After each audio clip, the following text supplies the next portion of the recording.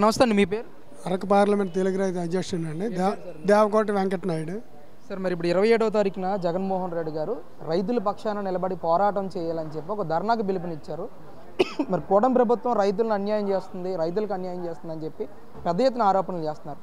మీ పార్లమెంట్కి సంబంధించి మీరే విధంగా రియాక్ట్ అవుతారు? ఆయన ఇంట్లో నుండి వ్యవసాయం చేసిన వ్యక్తి అండి. వ్యవసాయం అంటే ఆయనకేం తెలియక ఆ మాటలుగానే ఈరోజు ఆ రోజు పడే కష్టాలు ఈరోజు లేవు. రైతుల తాలూకా ధాన్యాన్ని కళ్ళాలంటే వేస్తూ టార్మల్ని కప్పిన దిక్కులేని పరిస్థితి, నెల 2 రోజులు డబ్బులు అందేవి కావు.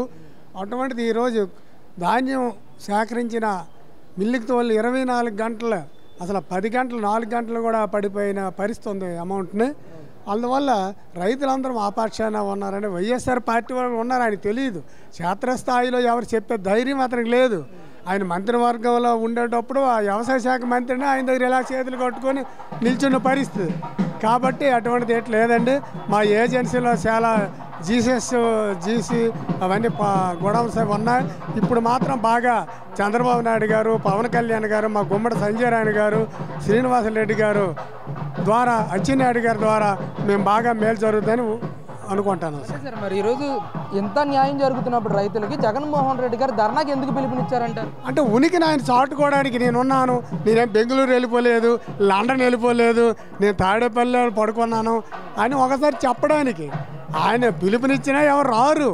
ఆయన పేపర్ ద్వారా, సాక్షి పేపర్ ద్వారా ఏదో బూటకాలు చెప్పి ఆ సాక్షి పేపర్ చూసిన వాళ్ళు కూడా తగ్గిపోయారు. కొనుగోలు శక్తి పడిపోయింది ఆ పేపర్కి.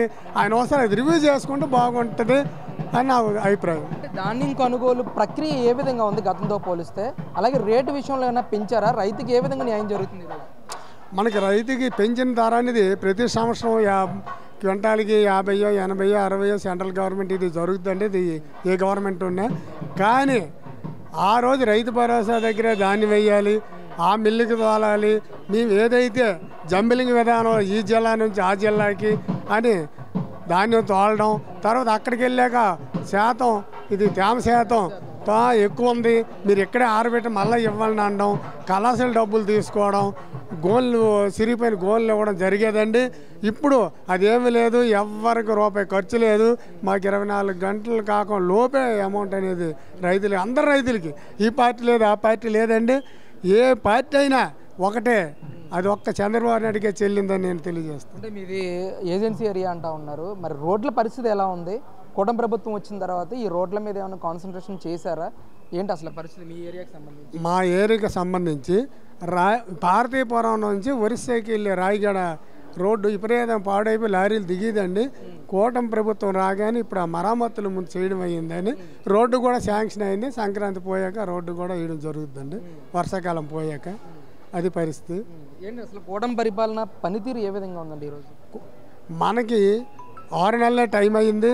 అయినప్పటికీ మనం అనుకునే విధంగా మన చంద్రబాబు గారు ప్రకటించిన 4,000 వెంటనే ఇచ్చి పెన్షన్లు, అలాగే మన గ్యాసు 3 సిలిండర్లు గ్యాస్ కూడా ఇవ్వడం జరుగుతుంది.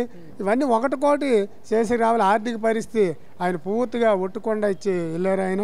కాబట్టి దాన్ని మేనేజ్ చేసుకుంటూ భారీగా ఖర్చులు మంత్రులతో సహా ఆర్భాట ఖర్చులు తగ్గించి పేద ప్రజలకు న్యాయం చేద్దామనే దృష్టిలో పవన్ కళ్యాణ్ గారు, చంద్రబాబు నాయుడు గారు, లోకేష్ బాబు ఉన్నారని నేను తెలియజేస్తాను. 6 నెలల్లోనే పూర్తి స్థాయిలో ప్రజల్లో వ్యతిరేకత వచ్చేసిందని చెప్పి జగన్మోహన్ రెడ్డి గారు ఆరోపణలు చేస్తున్నారు.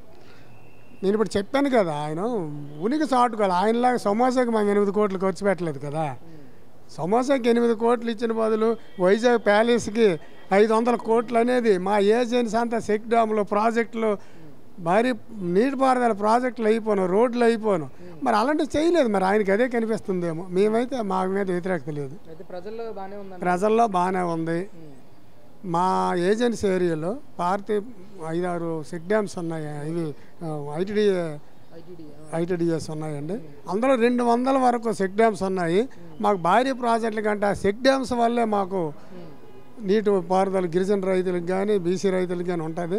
అయినప్పటికీ ఒక్క చెక్ డ్యామ్ 5 సంవత్సరాల్లో మరమ్మతులు చేయడం కానీ, నీరు అందివ్వడం కానీ ఆయన చెయ్యని వ్యక్తి రైతుల్లో వ్యతిరేకత. ఆయన రానియండి ఏరియాకి. ఇప్పుడు అలా పార్టీకి ఇవ్వడం కాదు, ఆయన ఏరియాకి వస్తే రైతుల వ్యతిరేకత మా మీద ఉందో ఆయన మీద ఉందో తెలుస్తుంది నేను తెలియజేస్తాను.